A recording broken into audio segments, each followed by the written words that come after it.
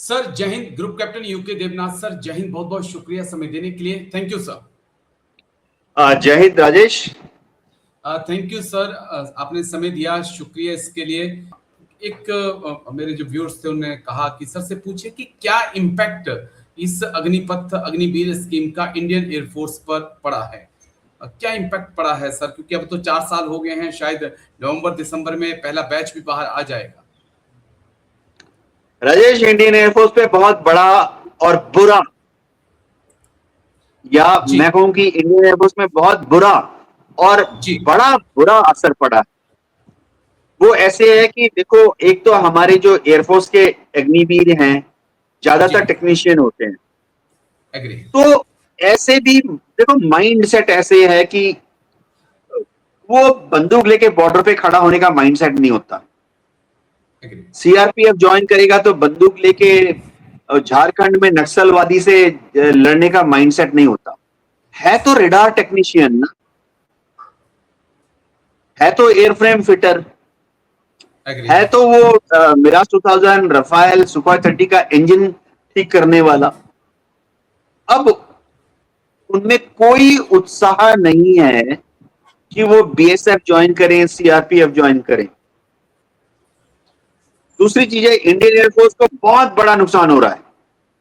देखो, 4 साल में हम उसको थोड़ा थोड़ा इंडिपेंडेंट सिखा देते हैं, टेक्निकल काम जी।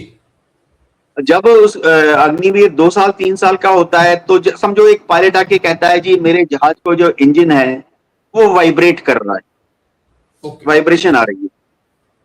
तो 2 साल 3 साल के टेक्नीशियन को वो काम इंडिपेंडेंटली दिया नहीं जा सकता। एग्री। कि जाके चेक करो तो ये पायलट बोल रहा है हवाई जहाज के इंजन से वाइब्रेशन आ रहा है। चौथे साल तक थोड़ा वो कॉन्फिडेंट हो जाता है, उसको थोड़ा बहुत आइडिया हो जाता है, यार वाइब्रेशन, अगर पायलट बोल रहा है कि हवाई जहाज का इंजन वाइब्रेट कर रहा है, वाइब्रेशन हो रही है, तो ये चेक कर लूं, वो चेक कर लूं। वो अकेले बिना सुपरविजन के चेक कर सकता है, बिना सुपरवाइजर के। यानी जरूरी नहीं है कि एक सार्जेंट या एक वारंट ऑफिसर उसके सिर पर खड़ा हो। और देखो, जब वो थोड़ा सीख गया चौथे साल में, वहीं पे आप उसको घर भगार दे रहे हो। तो आप कितने लोगों को ट्रेन करोगे? जहां हम इस तरह से पहले समझो 4000 टेक्नीशियंस को हर साल ट्रेन करते थे, जी। अब हमें वहां 16000 को ट्रेन करना पड़ेगा। क्योंकि 12000 को तो हम घर भेज देंगे, चाहिए हमें हर साल 4000, तो 5वें साल हमें चाहिए ना 4000। तो 5वें साल में अगर 4000 रखना है तो हमें 16000 को ट्रेन करना पड़ रहा है। और मैं बताता हूँ, इनकी ट्रेनिंग भी काट दी गई है। पहले 9 महीने की ट्रेनिंग होती थी, अब इनकी ट्रेनिंग 5 महीने की कर दी गई है।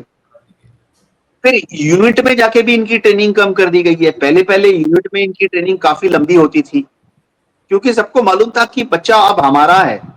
बिल्कुल सर। अगले 15 साल तक, 18 साल तक एयरफोर्स में रहेगा ये बच्चा हमारे साथ।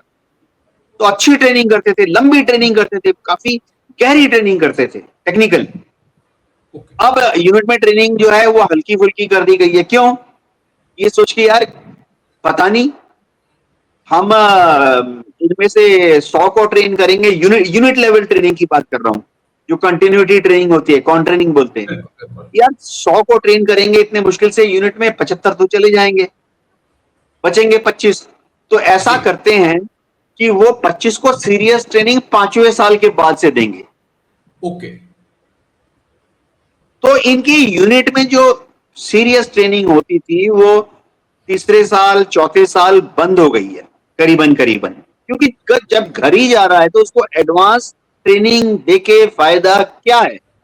जब 5वें साल में पक्का हो जाएगा तो उसको ट्रेनिंग कर देंगे। तो सारी एयरफोर्स यूनिट्स में हाय तौबा मची हुई है। होगा सर, होगा। एयरफोर्स नहीं, इंडियन आर्मी में भी हालात कुछ ऐसे ही हैं, सब परेशान है कि होगा क्या। क्योंकि अब जो जा रहे हैं वो तो ठीक है, जब वापस आएंगे 6 महीने के गैप के बाद आएंगे, फिर उनको एक ट्रेनिंग का कैप्सूल देना पड़ेगा। उसके बाद फिर, क्योंकि अभी 4 5 6 साल से जवान नहीं है तो बहुत जल्दी उनके प्रमोशंस होंगे, तो जुर्मा इतना होगा नहीं, रिस्पॉन्सिबिलिटीज बहुत आ जाएंगी। चलिए, अब सरकार ने किया है तो कुछ तो अच्छा ही सोचा होगा, अब क्या अच्छा सोचा है वो लग जाएगा थोड़े दिनों में शायद पता, लेकिन देखते हैं क्या कुछ होता है सर। लेकिन शुक्रिया, बहुत बहुत शुक्रिया आपका group captain UK Devnath sir, thank you समय देने के लिए, आपने समय दिया, शुक्रिया इसके लिए। जय हिंद, take care sir, thank you, thank you, जय हिंद। Thank you sir.